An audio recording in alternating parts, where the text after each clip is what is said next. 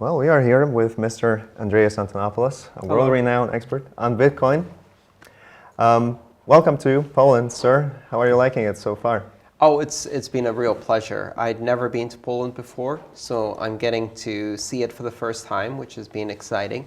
So far, I mean, I'm really enjoying it. Warsaw is a very beautiful city.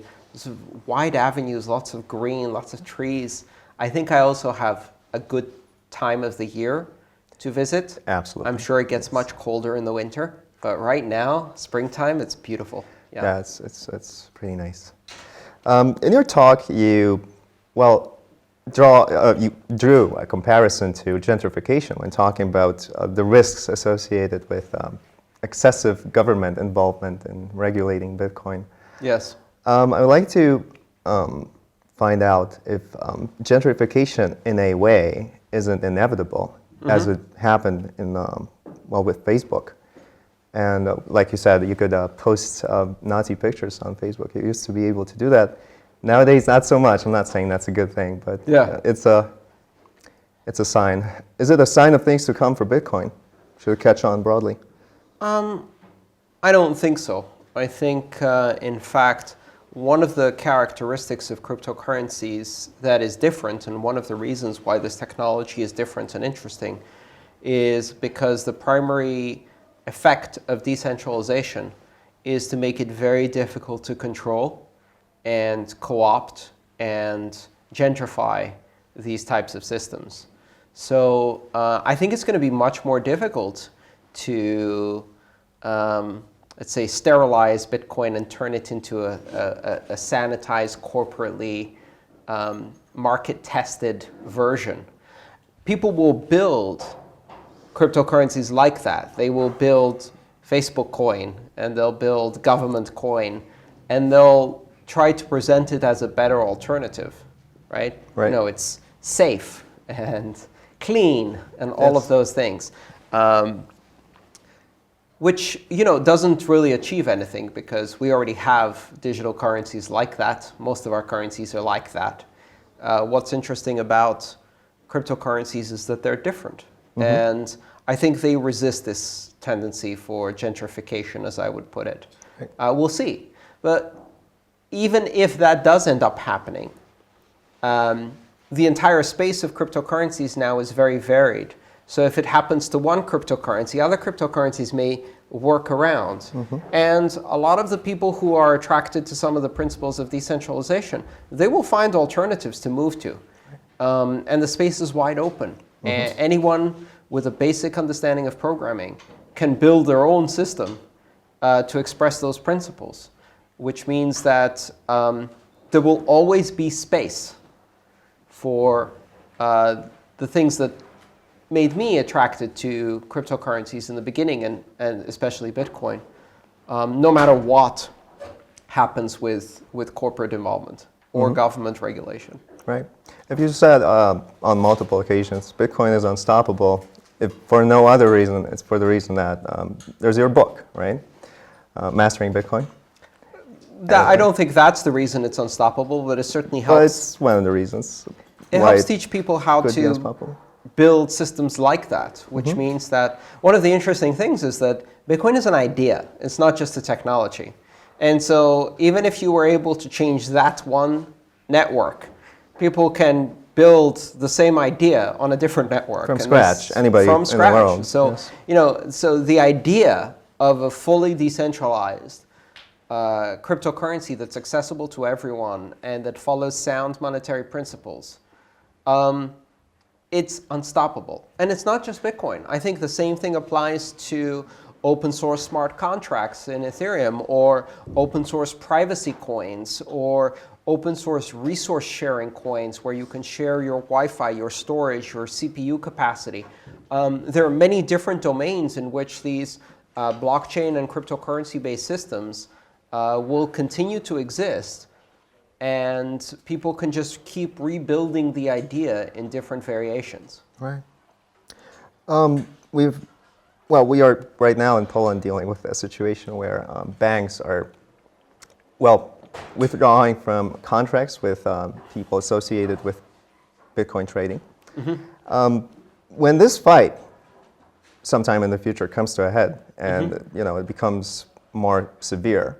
Yeah. What do you envision happening at all, if anything?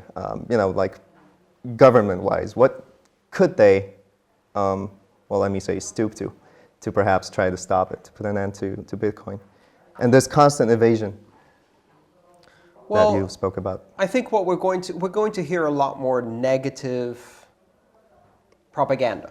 Yeah. So people are going to try to associate cryptocurrencies with the worst kinds of criminal activity you can imagine. Even though our own governments are involved in the worst kinds of criminal activity you can imagine already. And they mostly do that with cash, and they mostly do that with illegal funding of war and other crimes around the world. But they're going to try to blame cryptocurrencies for that. In fact, one of the things I've predicted is that we are going to arrive at a position where some national currencies are going to start collapsing. And this will happen in different countries as they find themselves in excessive debt with excessive inflation. And what happens then is they blame cryptocurrencies for the collapse happening in national currencies. Right. We've already seen that in Venezuela. Oh, that's they an easy, blamed cryptocurrencies for the collapse in the Bolivar. So if people have a choice to exit, then they get blamed for that choice. It's like, well, why don't you stay in the collapsing economy with the rest of us? I think we're also going to see some countries banning, making it illegal to buy, making it illegal to sell, making it illegal to own, which of course is impossible to enforce. Why so?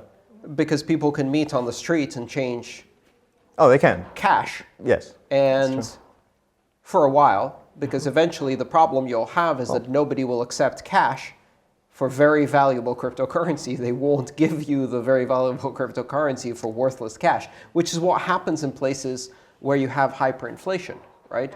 So eventually they won't give you cryptocurrency for your cash. So you have to give something else. Maybe you offer services, like you're a taxi driver or a hairdresser or a farmer, and then you start giving eggs and chickens and haircuts and taxi rides for cryptocurrency, and you stop accepting national currency. This is already happening around the world, right? There are already places where people won't accept government money because it's worthless. So even banning it is ineffective, because the only time you reach the point where you ban cryptocurrency, it's already a situation where the national currency is in very serious trouble. That's the only reason you would go so far. And at that point, there's nothing to stop people. People will not stop. If they see this as an opportunity to protect the future of their children, there is no law that will stop them from taking that opportunity, because then it's a matter of survival. And you can't threaten people's survival with a law. And so, I mean, there's a lot of things that a lot of governments have made illegal. Quite a few. Most of those things didn't stop happening.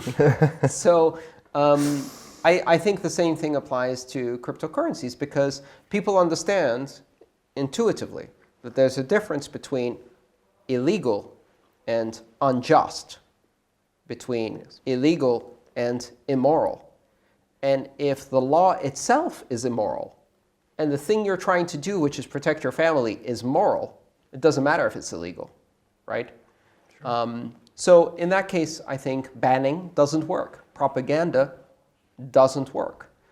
That doesn't mean that some people don't get hurt. Like in Venezuela, for example, several people involved in mining cryptocurrency are now in jail in terrible conditions. Who knows if they will ever get out of jail. But they can't stop the whole country. No, right? So many more people are involved in Right. the same thing. Yeah. Do you believe that, well, regions, let me say, with underdeveloped and underdeveloped banking sector would perhaps potentially, do you think they could spearhead this perhaps transition into this, well, aspects of a newer economy and in Europe and North America. If I that think could so. be where it starts. I think so. I think we're going to see this, and Americans tend to use the word leapfrogging, which is a strange word. But the idea means jumping ahead and overtaking. We saw this in other environments, like, for example, in many African countries, hardline telephone, like wired telephone, never happened. They had nothing, and then they had cell phones. They just went directly to because it's a lot easier to deploy, right? And so if you have countries that don't have banking infrastructure, and banking infrastructure is expensive to deploy. You need buildings, you need employees, you need to move cash around, you need ATM machines, you need credit cards, you need credit scores, you need to check people's backgrounds, you need identity. In many of these countries, none of that infrastructure exists. So you can go from nothing directly to digital cryptocurrency, directly on a smartphone, which is charged off a solar panel. There are many places in the world where there is no drinking water, no access to safe drinking water, but they have Android cell phones, which is crazy to think of. But that's one leapfrog. it's true. So I think we are going to see that leapfrogging effect. And the reason I think we'll see that is because those are the places where the need for independent, secure, non-national digital money is greatest. And so we're going to see that. And eventually that transition into digital money is then going to lead to digital marketplaces, which is going to lead to import, export, and foreign commerce and trade, international trade, which is going to lead to smart contracts and smart contract systems. So it's a series of steps that actually starts pulling in a lot of the different aspects of cryptocurrencies. Right. Do you think that, I know that you've been talking about that. Well, at least one occasion that comes to mind right now is your talk at the Senate of Canada. And that's where you brought this up, this idea of the the financially underdeveloped regions of the world where this might be put to use. Yes. Do you believe that governmental institutions and people involved in, politicians, let's just put it that way, would that have a chance of persuading them to maybe perhaps look a little bit more favorably upon Bitcoin? I mean, quite honestly, I don't care. Yeah. And it's irrelevant. I think that's the most interesting thing. Why did you bring it up, though? Because I wasn't talking to them. Okay. I was talking. You're talking to me. I was talking to their constituents. I was talking to their voters. I was talking to the Canadian people. And I was also talking to everybody who was going to watch that later. My goal was to make a persuasive argument in order to help people understand why this is happening, what's likely to happen next. And the people who were in that room were asking the questions, but I was hoping to direct the answers to a much broader audience than just the people in that room. And if they understood me, great. That benefits Canadians, because maybe, and not even Canadians, maybe Canadian immigrants or people who live in Canada who are not citizens, or people who send money to their home country from Canada. Who knows? It might benefit other people. But if they listen, what they can do is make their country, Canada in this case, more adaptive and more flexible to what's coming in the future. But if they decide not to listen, it still doesn't change what's going to happen, right? Yes.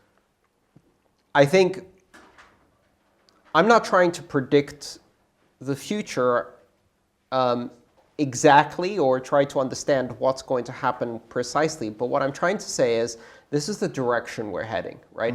This is what I think might happen next and how this will apply and how it might change societies in the future. And the point is, if you deliver that information, it's up to the person listening to decide what they're going to do with that. If I turn on the news and the weather person on the TV says, tomorrow it's going to rain, I can take an umbrella or I can not take an umbrella. I can be angry because they said it's going to rain. I can say, why did you say it's going to be raining? It makes no difference to the weather. It either is, maybe they're right, and it rains, and I didn't take an umbrella, I'm going to get wet. The weather person isn't getting wet. It's not their fault. Sure. They can't tell me something different, right? So all I'm doing is I'm saying, like, this is what I think will happen. You choose to do what you want with that. And if politicians listen, great. If they don't, who cares? maybe they get wet. Maybe I get wet. So I was actually going to ask the question, if Bitcoin is unstoppable, what use is there for advocacy? Or at the same time, let me add to that. You said that you don't see the approach where you advertise Bitcoin and where you push it and where you pitch it to different people and try to get them to get in on your on whatever you're trying to do. But if you have that, no advocacy, no advertising, and Bitcoin is unstoppable, where does the advocacy come in? So I don't think... Not in your case personally. Yeah, just no, I don't think it's general. important to do advocacy. I think it's important to do education. Okay. So if you explain what this is, and explain how people can use it, and explain why people might be interested in it, then the people who are interested, who can use it, and who need it, will understand how they might use it. And then, as they start using it, that's what makes it unstoppable. It's just people who actually need it and decide to start using it, each on their own. My job isn't to make people need it. They either need it or they don't. And it's not to persuade people that they should use it. It's simply to explain why they might need it or use it. And also for the people who are building stuff with cryptocurrency technology, I want to explain, so who are you building this for? This is my idea of why people might need it or how people might use it. And so maybe that's relevant, maybe it's not. But, and again, my role in that is tiny, right? I think of it like in many countries, it's as if you're, let's say, imagine you're in a big theater, which is the country, right? And it's on fire. Not yet. Right? Yeah. I'm standing under the fire exit, and I'm pointing. That's all I'm doing. You choose if you want to exit. You choose if you want to stay, right? My role is just, look, the exit is right there. This is where I think safety is. This is the exit. Right. Whether people believe that or not, it's, somebody else. Yeah, absolutely. All right, let's look to the future a little bit more, if you don't mind. You have spoken of the problem of liquidity and the jumps and fluctuations in the price of Bitcoin that we are dealing with right now. And I was wondering, where would you put that moment where enough people, or perhaps, well, let me ask you that question. So how many fold the current number of Bitcoin users would we have to have for Bitcoin to assume more of a stability of price?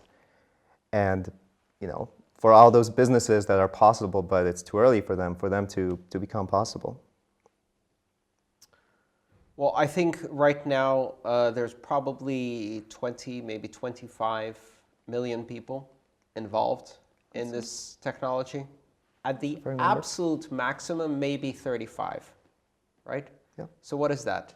0.5% of the world population? Yeah. Not even. It's like almost the population of Poland. Right.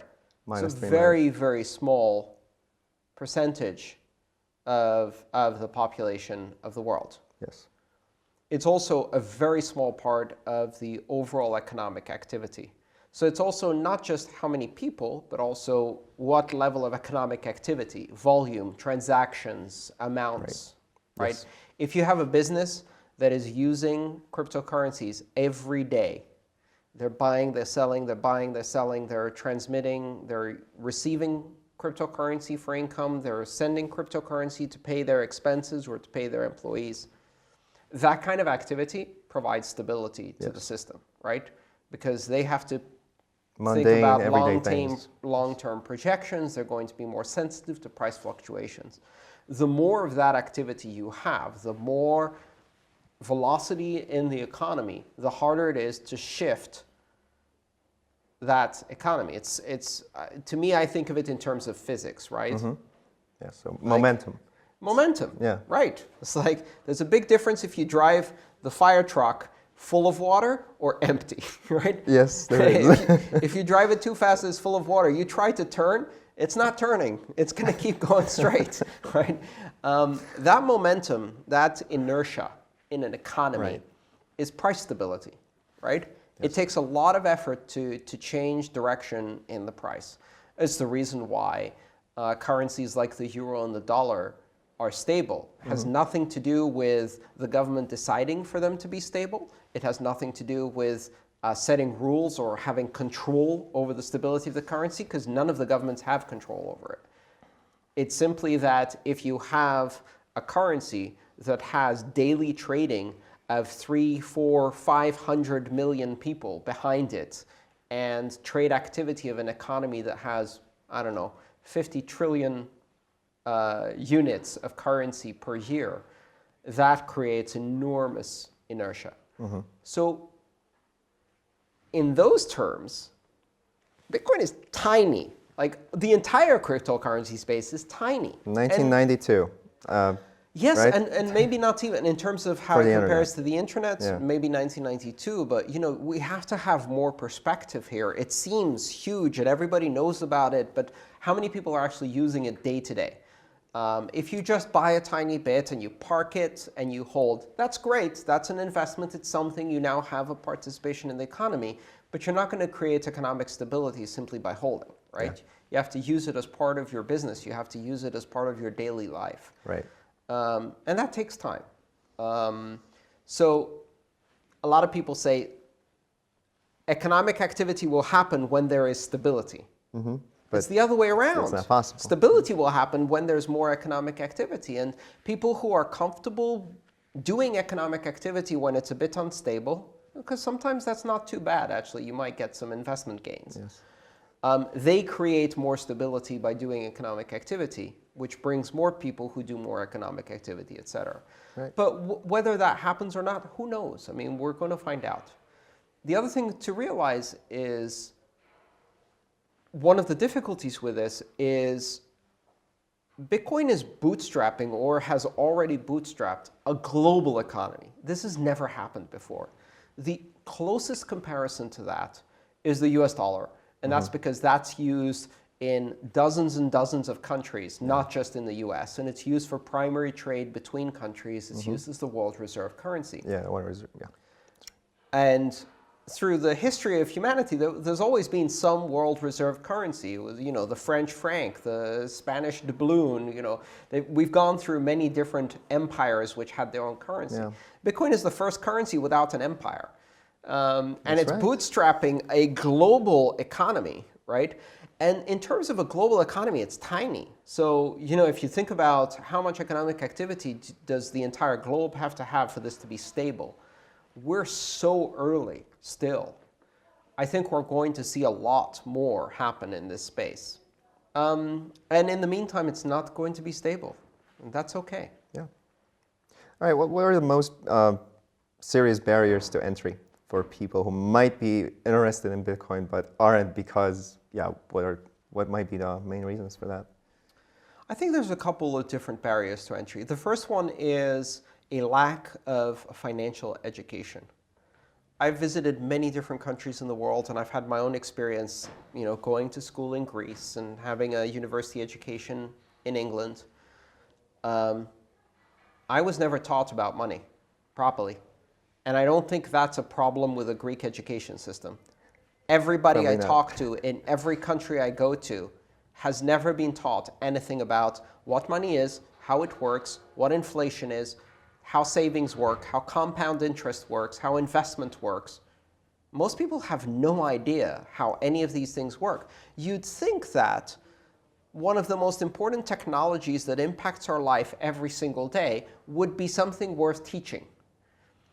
And part of the reason we don't teach it is because our parents and our teachers don't understand how it works either. I talk to people who are educated, sophisticated individuals, and they say to me, why does Bitcoin have value? And I say, well, why does the zloty have value? What do you think? Or why does the US dollar have value? Why does the euro have value? And they'll get a big smile on their face because they know the answer to this. And they'll go, because for every euro, there's a bar of gold in the bank. That is not true. No. It hasn't been true for almost a century, right? Yeah. And when a sophisticated adult tells you a story that is about as true as Santa Claus. Does anybody think that actually? Like about bars of gold? Hundreds of people I meet all the time still think that there's some magical vault somewhere in a mountain with gold in it. Or they think that the reason a national currency has value is because the central bank controls the value and sets the price. Like they go in every day and they say, okay, how much is the dollar going to be worth in euros today? Let's say 1.04. Okay, hey everyone, the euro today is 1.04. Okay, got it? Call everybody, tell them. That's not how it works, right? But it's closer to the truth. It's a bit closer to the truth, but it's not really. It's like we turn this dial on interest rates, then we wait 6 months to see what happens. Yeah, that's right. And it moves a bit, maybe it doesn't, but there's so many other things happening. I heard this analogy, I'm sorry, but I have to throw this in, about the man in the shower turning the knob and he turns it to cold and the water gets too cold and then he turns it back to hot and the water is scalding hot. So that's a great analogy. But before he can turn the knob or before he thinks to turn the knob, it's already changed. So right. Imagine if you had a shower knob and every time you turn it, the temperature changes 6 months from now. Yeah. Because that's how interest rates work. Well, you'd spend a lot of time freezing cold and burning hot. Yeah. Oh, wait, that's exactly what's happening in our economies all the time, right? Because that's right.